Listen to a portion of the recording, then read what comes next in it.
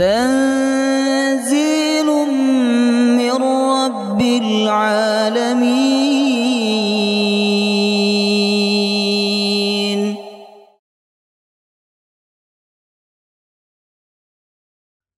لقد جاءكم رسول من أنفسكم عزيز عليه ما عنتم حريص عليكم بالمؤمنين رؤوف رحيم.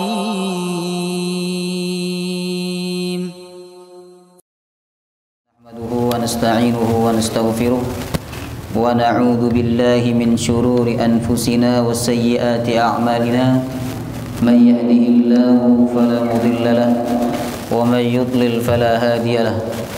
وأشهد أن لا إله إلا الله وحده لا شريك له. وأشهد أن محمدا عبده ورسوله لا نبي ولا رسول بعده. اللهم صل وسلم على نبينا محمد وعلى آله وصحبه أجمعين. يا أيها الذين آمنوا اتقوا الله حق تقاته ولا تموتن إلا وأنتم مسلمون. يا أيها الذين آمنوا اتقوا الله وقولوا قولا سديدا يصلح لكم أعمالكم ويغفر لكم ذنوبكم ومن يطع الله ورسوله فقد فاز فوزا عظيما. اللهم إنا نسألك علما نافعا ورزقا طيبا وعملا متقبلا. اللهم أنت يا ميسر يسر أمورنا أمور الدنيا والآخرة آمين يا رب العالمين. Hadirin hadirat Bapak Ibu jamaah rahimakumullah, Assalamualaikum warahmatullahi wabarakatuh. Alhamdulillah, di pagi hari yang insya Allah penuh berkah ini kita kembali diberikan nikmat besar oleh Allah Subhanahu wa taala, yaitu nikmat kita diberikan kemudahan oleh Allah untuk berkumpul bertatap muka dalam satu majelis yang mulia, majelis yang diridhoi oleh Allah Subhanahu wa taala, taman daripada taman-taman surga yang ada di dunia, yaitu majelis ilmu. Kita hadir di majelis ini untuk sama-sama mengambil warisannya Rasulullah sallallahu alaihi wasallam berupa ilmu. Karena Rasulullah tidak mewarisi harta, Rasulullah tidak mewarisi kedudukan, beliau mewarisi ilmu. Suatu ketika sahabat Abu Hurairah datang ke pasar dan beliau berteriak, berkata kepada orang-orang yang ada di pasar, kata Abu Hurairah, tidakkah kalian datang ke masjid untuk mengambil warisan Rasulullah? Karena saat ini Rasulullah sedang membagikan warisannya. Namanya pedagang di pasar, Pak. Kalau disebut warisan itu pikirannya apa? Ya sama dengan kita. Maka orang-orang yang ada di pasar datang berbondong-bondong ke Masjid Nabawi. Sampai ke Masjid Nabawi mereka kecewa karena Nabi SAW tidak membagikan harta sebagaimana yang mereka duga sebelumnya. Akhirnya mereka komplain kepada sahabat Abu Hurairah. Mereka berkata, wahai Abu Hurairah, mana warisan yang dibagikan oleh Rasulullah? Kami tidak mendapati Rasulullah membagikan harta sepeser pun. Maka sahabat Abu Hurairah berkata, ilmu yang disampaikan oleh Rasulullah di masjid itu, itulah warisannya Rasulullah Sallallahu Alaihi Wasallam. Maka ajak tetangga, ajak teman, ajak orang-orang yang kita kenal untuk datang ke majelis mengambil warisannya Rasulullah Sallallahu Alaihi Wasallam. Jadi diajak, ayo ikut saya ambil warisan. Ambil warisan. Kalau disebut ambil warisan saja datang, Pak. Tapi kalau disebut ambil warisan Nabi, nah biasanya tidak datang. Maka semoga kita istiqomah di dalam ilmu dan amal. Amin ya rabbal alamin. Baik, kita lanjutkan kajian kita Sirah Nabawiyah, Sirah Nabi Muhammad SAW. Pembahasan bulan kemarin Sirah Nabi kita bahas tentang apa? Pernikahan Rasulullah SAW. Untuk bagaimana rumah tangga Nabi dengan Khadijah kita tidak bahas dalam kajian ini Bapak Ibu. Nanti setelah kajian sirah Nabi ini sudah selesai, baru kita akan lanjut tentang keseharian Rasulullah SAW. Dan salah satu pembahasan dari keseharian Nabi adalah bagaimana rumah tangga Rasulullah SAW dengan Khadijah dan dengan istri-istrinya yang lain. Baik, peristiwa penting setelah pernikahan dan sebelum kenabian. Artinya pelajaran kita sirah Nabi Muhammad SAW sebentar lagi akan sampai pada masa kenabian, dan itu masa yang paling penting dalam kehidupan Rasulullah SAW. Masa kelahiran, masa remaja, masa pernikahan, masa setelah pernikahan itu penting. Tapi yang paling penting dalam kehidupan Nabi Muhammad SAW adalah masa kenabian. Dan insya Allah mungkin kita satu kali pertemuan lagi kita baru masuk masa kenabian Rasulullah SAW.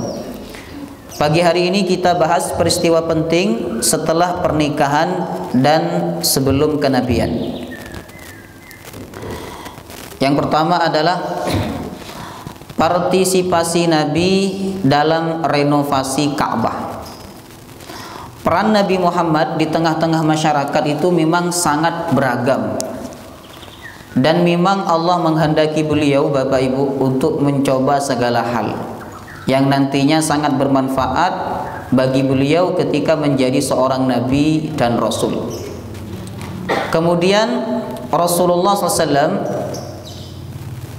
ditakdirkan oleh Allah Subhanahu Wa Taala untuk menjadi penengah di tengah masyarakatnya.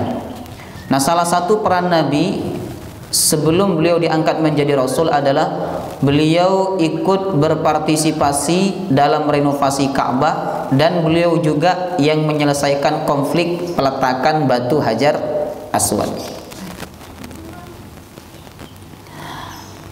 Sebelum kita masuk bagaimana partisipasi Nabi dalam renovasi Ka'bah, kita akan bahas dulu tentang keagungan Ka'bah. Tentu kita sebagai umat Islam sangat meyakini bahwa Ka'bah ini bukan bangunan biasa. Dia memiliki keagungan, kemuliaan di sisi Allah Subhanahu wa taala. Apa saja keagungan Ka'bah? Yang pertama adalah Ka'bah merupakan bangunan yang pertama kali ada di atas muka bumi. Surah Ali Imran ayat 96. Allah berfirman, "Inna awwala baitin wudi'a linnas." Sesungguhnya bangunan pertama yang dibuat untuk manusia, lalladzi bi Bakkah mubarakah, bangunan yang ada di Bakkah. Bakkah itu nama lain daripada Makkah. Maka kita boleh menyebut Makkah itu pakai Bakkah. Makkah, Bakkah boleh. Mubarakan, penuh keberkahan. Wahudan, dan petunjuk lil alamin, bagi umat seluruh alam. Perhatikan kalimatnya, inna awwala baitin wudi'a linnas. Sesungguhnya rumah pertama yang dibangun untuk manusia. Untuk manusia berarti yang membangun bukan manusia. Siapa yang membangun? Allah Subhanahu wa taala. Bahkan Imam As-Suyuti berkata bahwa Ka'bah dibangun oleh Allah Subhanahu wa taala sebelum Allah menciptakan manusia, sebelum Allah menciptakan Nabi Adam alaihissalam. Kemudian Ka'bah itu letaknya lalladzi bi Bakkah, yang ada di tengah-tengah kota Mekah, yaitu di tengah-tengah Masjidil Haram. Jadi Ka'bah itu bangunan berbentuk kubus yang ada di tengah-tengah Masjidil Haram. Kalau ada bangunan berbentuk kubus tapi tidak di tengah Masjidil Haram, itu bukan Ka'bah. Seperti di Rampal itu ya. Itu bukan Ka'bah ya. Ka'bah itu bangunan berbentuk kubus yang ada di tengah-tengah Masjidil Haram. Lalladzi bi Bakkah, yang ada di kota Mekah, mubarakan, diberkahi oleh Allah Subhanahu wa taala. Maka siapa yang ke Ka'bah niatnya ikhlas, pasti hidupnya tambah berkah. Pulang dari sana itu hidupnya tambah berkah, rizkinya tambah berkah, umurnya tambah berkah. Kemudian yang kedua, memandang Ka'bah merupakan kemuliaan. Al-Baqarah 144. Allah berfirman, "Fawalli wajhaka syatral masjidil haram." Hadapkanlah wajahmu saat salat syatral masjidil haram, ke Masjidil Haram. Yang dimaksud adalah kepada Ka'bah. Dan salat kita tidak sah kalau kita tidak menghadapkan wajah kita kepada Ka'bah. Ini menunjukkan kemuliaan Ka'bah. Makanya dalam mazhab Maliki, salat itu tidak melihat tempat sujud, tapi melihat ke depan gitu. Salat. Karena melihat ke tempat sujud itu riwayatnya dhaif, ya. Itu hanya anjuran dari sebagian pendapat ulama bahwa ketika sholat melihat ke tempat sujud, bukan melihat ke depan, tapi melihat ke tempat sujud. Tapi pendapat madhab Maliki, sholat itu sunnahnya menghadap ke depan, sebagaimana firman Allah, fawalli wajhaka syatral masjidil haram, hadap ke depan. Ngaten. Tapi menurut pendapat ulama yang pertama, hadap ke tempat sujud itu lebih aman, supaya konsentrasi kita terjaga. Kalau kita hadap ke depan lalu di depan kita ada tulisan coblos nomor 1, kan tidak fokus sholat kita, Pak. Baik. Kemudian yang ketiga, posisi Ka'bah sejajar dengan Baitul Ma'mur. Ibnu Katsir, ya. Posisi Ka'bah sejajar dengan Baitul Ma'mur. Jadi kalau Ka'bah itu ditarik ke atas, tarik itu. Nah, sejajar dengan Baitul Ma'mur. Baitul Ma'mur itu Ka'bahnya Ahlus Sama, Ka'bahnya malaikat. Di sanalah para malaikat melaksanakan ibadah tawaf. Dikatakan oleh Nabi bahwa malaikat setiap hari masuk ke tempat itu untuk bertawaf sebanyak 70.000, 70.000 malaikat, dan mereka tidak pulang, tidak kembali. Ngoten. Jadi tawaf terus. Besoknya ada lagi 70.000, besoknya ada lagi 70.000. Ngoten. Karena memang jumlah malaikat itu lebih banyak daripada jumlah manusia. Kata Nabi, tidak ada tempat kosong di langit itu kecuali ada penghuninya, ada yang menempati. Kalau di dunia kan banyak tempat kosong, nih tempat kosong nih. Nah, karena jemaah tidak banyak yang hadir. Itu banyak tempat kosong. Kalau di akhirat, ya di langit Bapak Ibu tidak ada tempat kosong. Semua tempat itu ada yang menempati, yaitu para malaikat. Itu saking banyaknya jumlah malaikat. Kemudian hati manusia berta'alluq dengan Ka'bah. Al-Hajj ayat 27. Jadi orang beriman itu sampai kapanpun dia akan selalu rindu kepada Ka'bah. Walaupun dia sudah umrah berulang kali, sudah haji berulang kali, tapi hati itu masih rindu kepada Ka'bah, mesti itu. Sebagaimana Quran surah Al-Hajj ayat 27. Ini sebagian kemuliaan Ka'bah. Masih banyak kemuliaan-kemuliaan lain daripada Ka'bah. Kemudian kita masuk Ka'bah pada masa Nabi Ibrahim dulu, sebelum kita masuk pada masa suku Quraisy, ya. Ka'bah pada masa Nabi Ibrahim. Pada zaman Nabi Ibrahim, Ka'bah masih berupa pondasi, kemudian ditinggikan. Jadi saat itu Allah Subhanahu wa taala memerintahkan kepada Nabi Ibrahim untuk meninggikan Ka'bah. Bukan membangun, ya, tapi meninggikan. Kalau membangun kan berarti dari awal nih. Ini meninggikan, bahasa Qur'annya meninggikan. Allah perintahkan Nabi Ibrahim untuk meninggikan Ka'bah. Saat itu Nabi Ibrahim menyambut perintah Allah dengan baik. Maka beliau pun mendirikan Ka'bah yang saat itu dibantu oleh putranya yang bernama Ismail. Sebagaimana firman Allah, wa idh yarfa'u Ibrahimul qawa'ida minal baiti wa Ismail rabbana taqabbal minna innaka antas sami'ul alim. Ingatlah ketika Ibrahim dan Ismail meninggikan pondasi Ka'bah. Lalu setelah meninggikan, beliau berdoa, Rabbana taqabbal minna innaka antas sami'ul alim. Ya Allah, terima amal kami, sesungguhnya Engkau Maha mendengar lagi Maha mengetahui. Nabi Ibrahim dan Nabi Ismail meninggikan Ka'bah dengan cara menumpuk-numpuk batu besar tanpa ada perekatnya. Belum ada perekatnya saat itu, Bapak Ibu. Sehingga kalau kena banjir itu mudah roboh.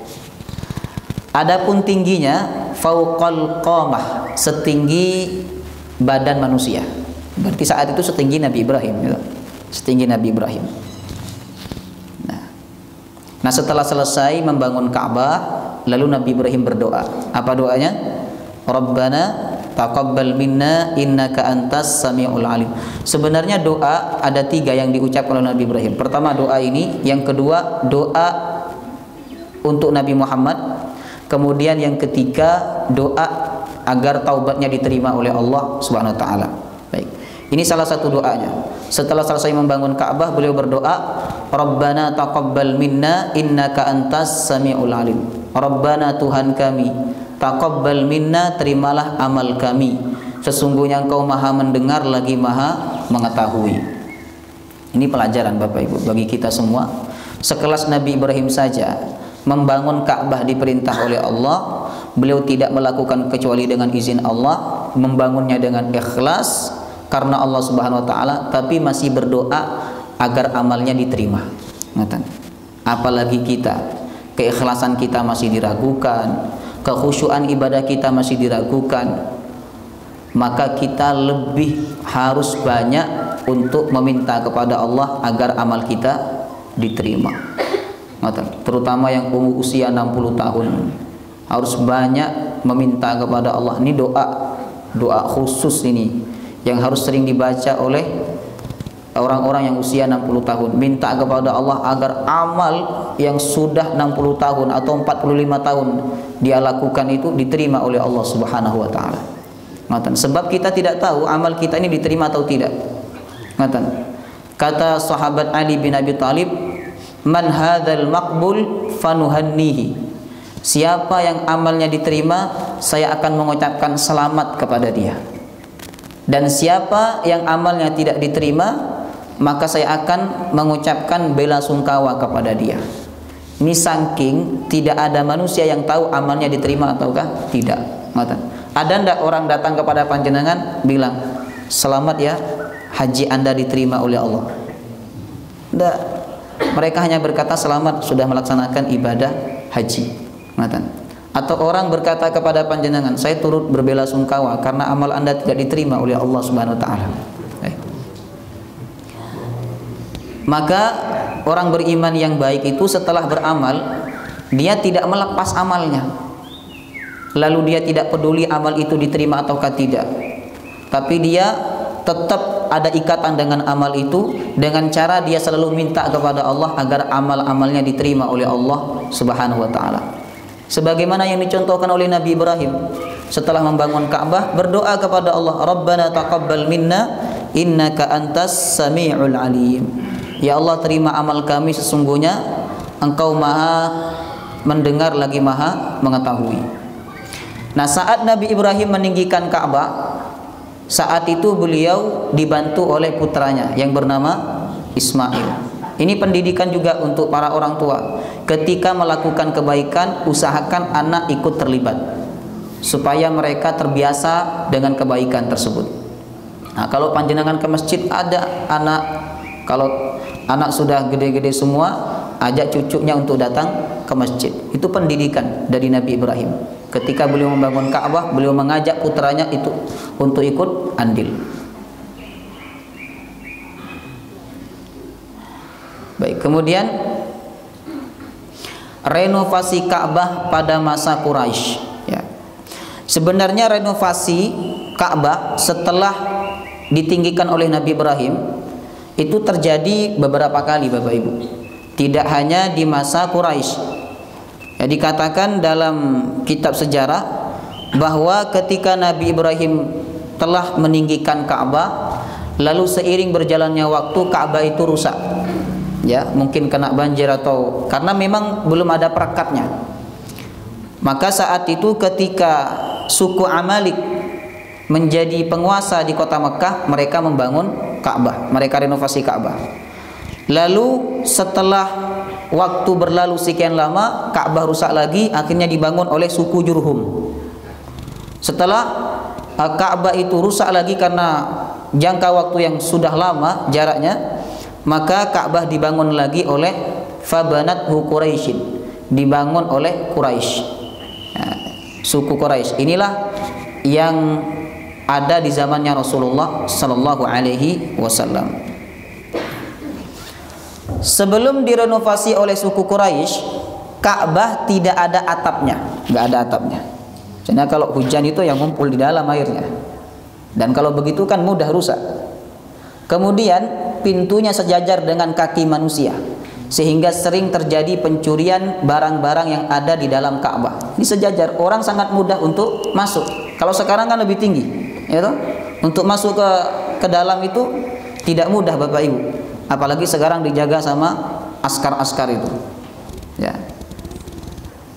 Nah, dulu sebelum direnovasi oleh suku Quraisy, Ka'bah itu sejajar dengan kaki manusia, sehingga kalau ada barang-barang penting di dalam Ka'bah itu sering hilang. Ngoten. Nah, misalnya mereka punya berhala, kan orang kafir Mekah itu suka berhala. Itu mereka punya berhala tuh biasanya hilang berhalanya. Ngoten. Kalau mereka naruh sesajen itu hilang. Tapi sebagian orang menganggap oh itu sudah dimakan sama berhala. Padahal diambil sama orang. Suku Quraisy bersepakat melakukan renovasi, ya, karena pintunya sejajar dengan kaki manusia, ya. Maka mereka bersepakat untuk melakukan renovasi. Dan tekad mereka semakin kuat ketika dinding Ka'bah rusak akibat banjir bandang. Posisinya kan Ka'bah itu kan di bawah begini. Jadi Makkah itu gini. Nah, gini.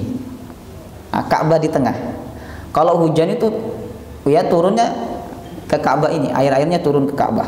Nah, sama kalau di batu deras itu kan airnya turun ke sini nanti. Jadi posisi Ka'bah itu ada di bawah, Bapak Ibu. Ini kan cekung, Mekahnya modelnya begini. Nah, ada di bagian tengah. Sehingga kalau hujan deras, pertama yang banjir adalah Ka'bah. Nah, sehingga tekad mereka saat itu semakin kuat untuk merenovasi Ka'bah. Mereka meminta bantuan kepada seorang arsitek dari Romawi yang bernama Bakkum. Jadi arsiteknya Ka'bah itu dulu non-muslim. Ya, ini boleh kita kerja sama. Misalnya panjenengan pengen bangun masjid, ternyata arsitek masjid yang paling bagus itu adalah non-muslim, la ba'sa, tidak apa-apa. Tapi jangan kebalik. Panjenengan arsitek bagus, lalu buat Ka'bah, buat apa? Gereja. Itu perkara yang dilarang. Karena kita tidak boleh saling bantu-membantu dalam dosa dan kejahatan atau kemaksiatan, kedurhakaan kepada Allah Subhanahu wa taala. Baik. Itu masa ke masa renovasi Ka'bah. Jadi setiap pemimpin Mekah atau setiap suku yang berkuasa di Mekah itu mereka melakukan renovasi Ka'bah. Termasuk ketika suku Quraisy memimpin, mereka melakukan renovasi Ka'bah. Baik. Sumber dana renovasi Ka'bah. Dananya tidak sembarangan ini ya. Dana dalam renovasi Ka'bah benar-benar dipersiapkan oleh mereka dari harta yang suci atau halal. Karena ada kejadian ketika Ka'bah itu rusak sebab banjir bandang, ada seseorang yang mengambil kayu bekas banjir itu, ya, diambil oleh dia lalu disanggahkan ke Ka'bah supaya Ka'bah tidak roboh. Ketika dia ingin menyanggahkan kayu itu, tiba-tiba ada ular yang mematok. Karena kayu itu belum jelas, itu kayu milik siapa, itu kayu syubhat, Bapak Ibu. Nah, sejak kejadian itulah mereka kemudian bersepakat untuk mempersiapkan dana renovasi Ka'bah dengan harta yang suci atau halal. Ada seorang tokoh di antara mereka yang bernama Abu Wahab bin Amr berkata, jangan menerima sesuatu apapun yang tidak baik dalam rangka renovasi ini. Jangan ada sesuatu yang sumbernya dari perzinaan atau riba atau hasil penganiayaan terhadap seseorang. Itu sepakat mereka semua, karena mereka tahu betul, mereka percaya Ka'bah itu bangunan yang suci, harus dibangun dengan harta yang suci. Baik. Mereka saat itu belum Islam, tapi tahu kalau harta tidak halal itu jelek. Dan harta tidak halal Bapak Ibu tumbalnya banyak, bukan hanya kepada panjenengan, tumbalnya kepada anak-anak. Kalau panjenengan cari rezeki yang tidak halal, itu tumbalnya kepada anak. Anaknya malas ibadah, anaknya nakal, anaknya membangkang dan seterusnya, itu tumbal. Maka ketika orang-orang Mekah ingin merenovasi Ka'bah, mereka mempersiapkan betul dana Ka'bah itu dari sumber yang jelas kehalalannya. Baik. Perasaan takut saat ingin merobohkan Ka'bah. Setelah sumber dana sudah siap ya, setelah sumber dana sudah siap, maka tibalah saat merobohkan Ka'bah untuk direnovasi. Tapi mereka takut untuk merobohkannya, karena ada cerita bahwa siapapun yang berniat untuk merobohkan Ka'bah atau berniat untuk menghancurkan Ka'bah, mereka akan dibinasakan oleh Allah Subhanahu wa taala. Seperti kisah Abraha. Ya toh? Mereka ingin menghancurkan Ka'bah, belum sampai ke Mekah Allah sudah binasakan mereka seperti daun-daun yang dimakan ulat. Nah, mendengar dan tahu cerita itu Bapak Ibu, mereka takut untuk merobohkan Ka'bah. Tidak ada yang berani di antara mereka untuk merobohkan Ka'bah, kecuali seorang yang bernama Al-Walid bin Mughirah memberanikan diri untuk merobohkan Ka'bah. Saat itu Walid bin Mughirah berkata kepada orang Mekah, suku Quraisy, kalian merobohkan Ka'bah ini tujuannya untuk menghinakan Ka'bah atau untuk memperbaiki Ka'bah? Kata Walid bin Mughirah. Kata mereka, untuk memperbaiki Ka'bah. Kenapa kalian takut? Nah, tapi mereka saat itu tetap takut, walaupun dipancing demikian oleh Walid bin Mughirah. Tetap takut. Akhirnya yang bekerja untuk merobohkan Ka'bah hanya satu orang, Walid bin Mughirah. Nah, mereka biarkan Walid bin Mughirah untuk merobohkan Ka'bah. Tidak ada, maka besoknya mereka akan merobohkan Ka'bah. Tapi kalau ada, maka selamanya mereka tidak akan berani untuk merobohkan Ka'bah. Maka saat itu untuk hari pertama Ka'bah dirobohkan oleh Walid bin Mughirah, hanya sebagian saja, untuk membuktikan kepada masyarakat Mekah bahwa merobohkan Ka'bah untuk niat yang baik itu perkara yang tidak dibenci oleh Allah Subhanahu wa taala. Nah, setelah satu malam mereka menunggu sesuatu yang terjadi pada Walid bin Mughirah. Ternyata Bapak Ibu, tidak terjadi apa-apa kepada Walid bin Mughirah. Akhirnya pagi Walid bin Mughirah merobohkan Ka'bah lagi, dan mereka ikut serta merobohkan Ka'bah. Saat itu Walid bin Mughirah berkata, wahai suku Quraisy, apakah tujuan kalian menghancurkan Ka'bah untuk memperbaiki Ka'bah atau untuk menghinakan Ka'bah? Mereka menjawab, tentu untuk memperbaiki Ka'bah. Lalu kenapa kalian takut? Kata Al-Walid bin Mughirah. Walid bin Mughirah merobohkan Ka'bah sambil berkata, ya Allah, saya merobohkan Ka'bah ini bukan untuk menghinakan Ka'bah, tapi untuk memperbaiki Ka'bah. Baik. Nah, kemudian partisipasi Nabi dalam renovasi Ka'bah. Jadi saat Ka'bah dirobohkan, Nabi ikut andil. Kemudian saat renovasi Ka'bah, Nabi juga ikut andil. Saat itu usia beliau 35 tahun. Beliau terlibat langsung dalam renovasi Ka'bah setelah diterjang banjir besar yang meretakkan dinding-dinding Ka'bah. Beliau ikut serta bersama masyarakat mengangkut batu-batu untuk pemugaran Ka'bah. Imam Al-Bukhari dan Imam Muslim meriwayatkan melalui sahabat Nabi Jabir yang menyatakan bahwa sewaktu pemugaran Ka'bah, Nabi bersama pamannya Al-Abbas memindahkan batu-batuan. Jadi Nabi bertugas untuk memindahkan batu-batuan. Lalu pamannya saat itu yang bernama Al-Abbas berkata, letakkan kainmu wahai Muhammad, letakkan kainmu di lehermu supaya melindunginya dari batu yang kau pikul. Nah, biasa orang Arab itu kalau kerja ngangkat batu gitu, sarungnya diletakkan di leher. Ini. Paham ya? Di selempangan. Nah, supaya batu ketika dipikul itu tidak melukai bahunya. Nah, dan tentu auratnya kelihatan. Walaupun aurat intinya tidak kelihatan, tapi pahanya kelihatan. Karena mereka menggunakan baju yang cukup panjang. Ya. Nah, saat itu Al-Abbas melihat Nabi kesulitan saat memikul batu karena bahunya tidak dialasi dengan kain.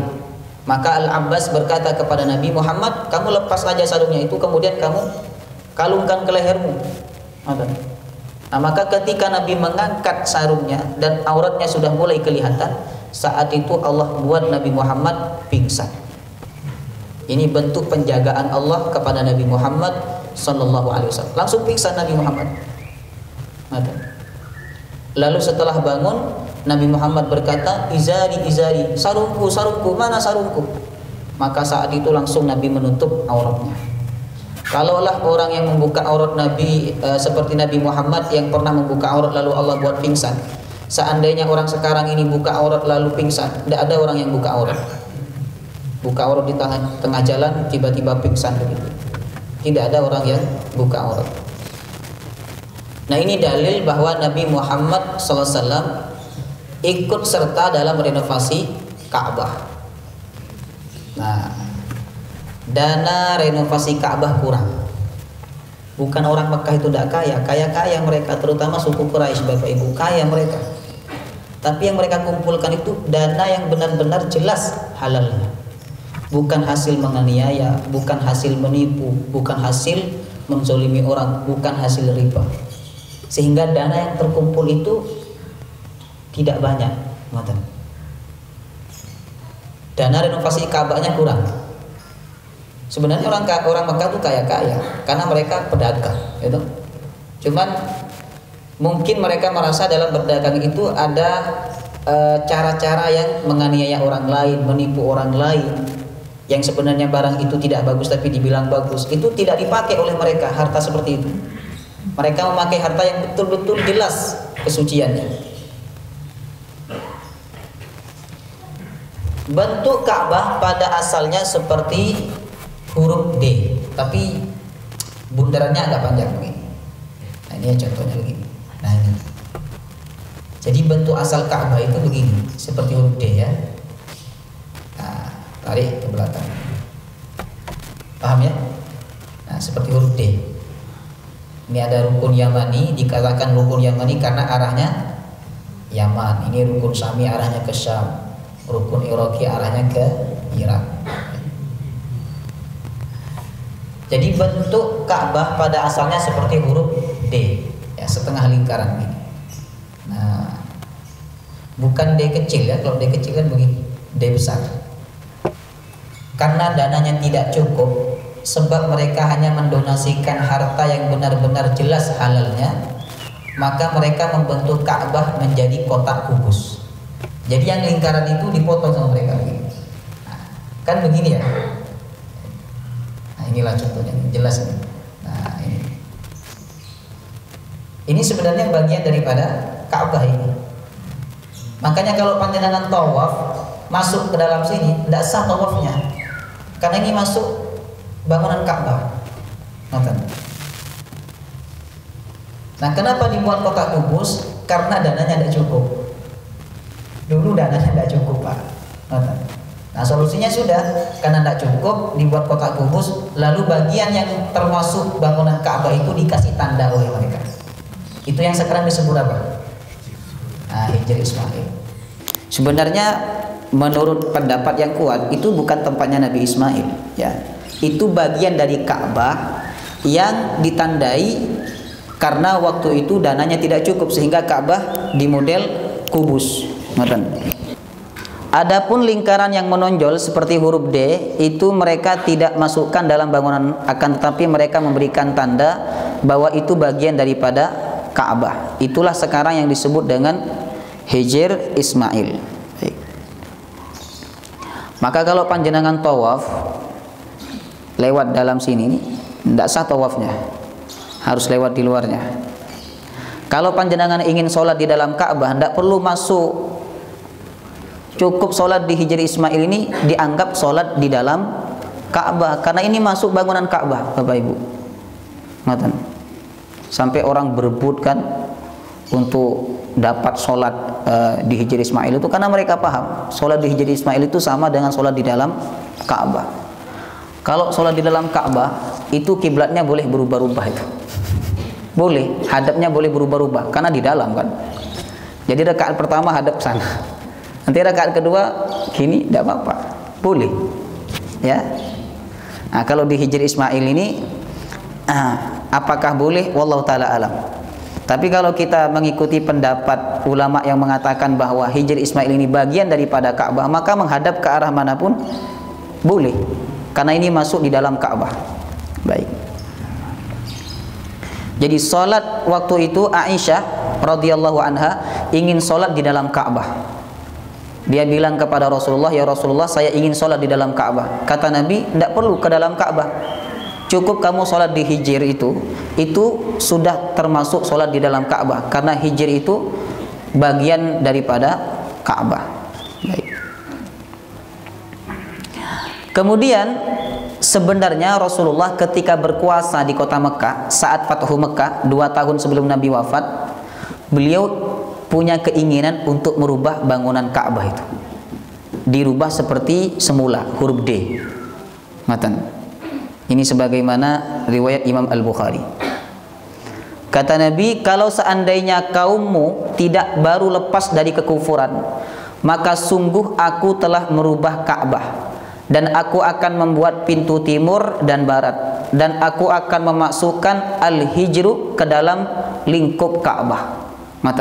Jadi Nabi akan bentuk Ka'bah itu seperti huruf D. Kalau masyarakat Mekah saat itu belum baru lepas dari kekufuran, tapi mereka baru lepas dari kesyirikan, maka Nabi khawatir mereka menuduh Nabi telah melakukan penyimpangan, maka sama Nabi dibiarkan seperti yang dibangun oleh suku Quraisy.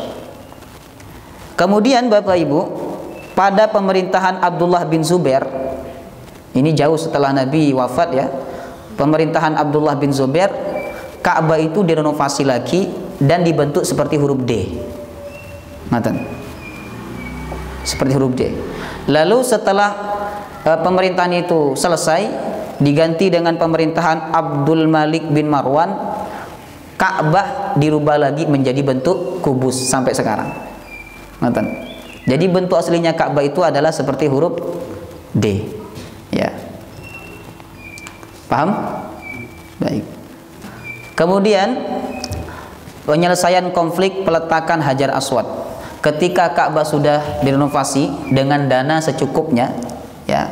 Setelah selesai, maka tibalah untuk meletakkan kembali Hajar Aswad. Ya. Hajar artinya batu, aswad hitam. Batu yang sebenarnya kata Nabi diturunkan dari surga dan awalnya berwarna putih, cuman karena dosanya manusia batu itu menjadi hitam. Mengusap batu itu kata Nabi akan menghapus dosa-dosa, mengusap batu. Tapi kita tidak boleh berlebih-lebihan sampai mengorbankan kesehatan, mengorbankan ada orang yang rela kadang mengorbankan nyawa yang penting bisa mencium Hajar Aswad itu. Ada wanita itu sampai jilbabnya kebuka Bapak Ibu karena ingin mencium Hajar Aswad. Padahal kata Umar bin Khattab, kalau Nabi tidak mencium, saya tidak akan mencium kamu. Kalau Nabi tidak mencium, saya tidak akan mencium kamu. Baik. Setelah tiba saatnya meletakkan kembali Hajar Aswad, ya kurang lebih 1,10 meter lah. Kalau dari bawah itu tingginya 1,10 meter. Nah, kalau orang seperti saya ini, ya agak nunduk sedikit untuk nyium. Nunduk sedikit. Kalau panjenengan yang ukurannya 2 meter ya nunduknya banyak. Nah, ketika tiba saatnya meletakkan kembali Hajar Aswad di tempatnya semula, yakni di pojok selatan Ka'bah, timbul pertikaian tentang siapa yang meletakkan batu tersebut. Semua kelompok yang terlibat dalam anggaran Ka'bah bersikeras meletakkannya. Bahkan nyaris saja terjadi pertumpahan darah antara mereka. Bahkan masing-masing memasukkan tangan mereka ke dalam satu wadah yang penuh darah untuk menampakkan tekad yang bulat. Itu biasa orang Mekah tuh kalau sudah marah dan mereka ingin berperang, ya, mereka mencelupkan tangannya ke wadah yang ada darahnya. Itu darah kambing biasanya. Celupkan. Itu simbol bahwa mereka siap mati. Siap mati untuk mempertahankan apa yang diinginkan oleh mereka. Kemudian mereka bertikai, ya, konflik itu terjadi kurang lebih 4-5 hari Bapak Ibu. Konflik mereka. Jadi batu itu belum diletakkan ke tempatnya. Nah, konflik selama 4-5 hari. Untungnya saat itu ada seorang sepuh yang disegani oleh mereka, namanya adalah Abu Umayyah bin Al-Mughirah. Saat itu dia menyarankan agar menetapkan orang ketiga sebagai pemutus. Siapa orang ketiga yang dimaksud? Yaitu orang pertama yang memasuki pintu Masjidil Haram. Jadi di hari kelima mereka semua berkumpul. Kemudian mereka bersepakat bahwa siapapun yang pertama kali masuk ke masjid ini, maka itulah orang yang kita angkat sebagai pemutus di antara kita, kata mereka. Maka Allah takdirkan yang pertama kali masuk adalah Nabi Muhammad SAW, dan ini kisah sangat masyhur, ya. Kemudian ketika yang pertama kali masuk Nabi Muhammad dan mereka menyaksikan itu Bapak Ibu, saat itu mereka berkata, kata mereka, hadzal amin radina.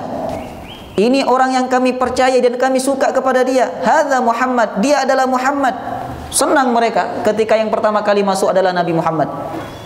Maka kemudian mereka menceritakan tentang konflik itu kepada Nabi Muhammad sallallahu alaihi wasallam. Kemudian Nabi Muhammad berkata kepada mereka, halumma alayya thauban. Datangkan kepadaku kain. Datangkan kain kepadaku. Maka mereka mengambil kain, diberikan kepada Rasulullah. Lalu Rasulullah meletakkan kain itu, kemudian Nabi meletakkan batu di atas kain. Dan Nabi Muhammad SAW meminta kepada masing-masing pemimpin suku, pemimpin kelompok untuk memegang ujung kain itu. Kemudian mereka sama-sama berjalan, lalu ketika sampai ke tempatnya, Nabi mengambil batu itu dan Nabi meletakkan di Ka'bah. Orang-orang yang menyaksikan peristiwa itu terkagum-kagum dengan Rasulullah Sallallahu Alaihi Wasallam. Kata mereka, Muhammad itu bukan orang sembarangan. Kelak dia akan mengungguli kita. Kelak dia akan menjadi pemimpin di tengah-tengah kita. Ini bentuk kecerdasan Rasulullah dan kebijaksanaan Rasulullah dalam menyelesaikan permasalahan. Luar biasa. Baik. Nah, sekarang kita masuk ibrah dalam renovasi Ka'bah, atau pelajaran yang dapat kita ambil dalam renovasi Ka'bah. Yang pertama adalah infak dengan harta yang halal akan diterima oleh Allah. Sebagaimana sabda Nabi, innallaha thayyib la yaqbalu illa thayyiban. Sesungguhnya Allah Subhanahu wa taala itu baik dan Allah tidak menerima kecuali yang baik-baik. Kalau panjenengan berangkat haji hartanya halal, Allah terima hajinya. Tapi kalau berangkat haji hasil korupsi, berangkat umroh hasil riba dan lain sebagainya, harta yang tidak dihalalkan oleh Allah Subhanahu wa taala, lalu panjenengan untuk mensucikan harta itu panjenengan datang ke Mekah, la, itu tidak diterima oleh Allah Subhanahu wa taala. Allah baik, hanya menerima yang baik-baik. Maka infak dengan harta yang halal akan diterima oleh Allah Subhanahu wa taala. Ini pelajaran yang pertama. Kemudian yang kedua, jangan kotori rumah Allah dengan harta yang batil. Kalau dana yang halal cukupnya cuma sekian, ya sudah bangun, sederhana saja. Jangan sampai karena ingin bangun masjid yang mewah, semua harta yang masuk itu diterima saja. Harta korupsi diterima, harta riba diterima, ngoten. Ini perkara yang dapat mengotori kesucian rumah Allah Subhanahu wa taala. Sudahlah sederhana, yang penting pengajiannya aktif, jamaahnya banyak, ngoten. Sekarang ada orang berlomba-lomba membangun masjid yang mewah, tapi jamaahnya sedikit. Mereka lebih pada bangunan, tidak lebih memotivasi kepada para masyarakat untuk datang ke masjid. Ngoten. Maka orang yang memakmurkan masjid itu bukan orang yang bisa membangun masjid dengan mewah, lah. Tapi orang yang mendirikan sholat di dalam masjid, yang menjaga kebersihan masjid. Maka jangan kotori rumah Allah dengan harta yang batil. Kemudian membangun rumah Allah perbuatan yang dicintai oleh Allah Subhanahu wa taala. Jadi sebagaimana ketika Nabi Ibrahim meninggikan Ka'bah, itu perkara yang dicintai oleh Allah, membangun rumah Allah. Kata Nabi, siapa yang membangun masjid, maka Allah bangunkan rumah di surga. Walaupun hanya satu batu yang dia letakkan di masjid itu, di dalam pembangunan itu, Allah akan bangunkan rumah di surga. Maka jangan sampai kita dalam hidup ini tidak pernah sumbang kepada pembangunan masjid. Kalau tidak, kita tidak punya rumah di surga nanti. Ya, kecuali miskin, tidak ada harta yang ingin kita sumbangkan untuk pembangunan masjid. Kemudian seorang pendakwah hendaklah bergaul dengan masyarakat dan mengerti akan pentingnya hidup di tengah-tengah masyarakat, walaupun mereka menentang misi pendakwah tersebut. Harus bergaul. Jangan sampai pendai itu tidak bergaul dengan masyarakat. Harus bergaul dengan masyarakat, dekat dengan masyarakat, walaupun masyarakat itu menolak dakwahnya. Sebagaimana Nabi Muhammad SAW sebelum beliau berdakwah, beliau dibuat oleh Allah untuk bergaul dengan masyarakat, ikut andil dalam sosial masyarakat saat itu. Kemudian penyebab paling utama dalam mempengaruhi orang lain adalah akhlak dan moral. Kenapa ketika Nabi Muhammad datang pertama kali masuk ke Masjidil Haram saat itu, orang-orang bilang, ini Muhammad yang kami percayai, ini Muhammad yang kami cintai, ini Muhammad yang kami senangi. Kenapa mereka berkata seperti itu? Akhlak, Bapak Ibu. Nabi itu tidak pernah punya celah akhlak yang tidak baik semasa hidupnya. Beliau dikenal jujur, beliau dikenal sopan, beliau dikenal lembut orangnya.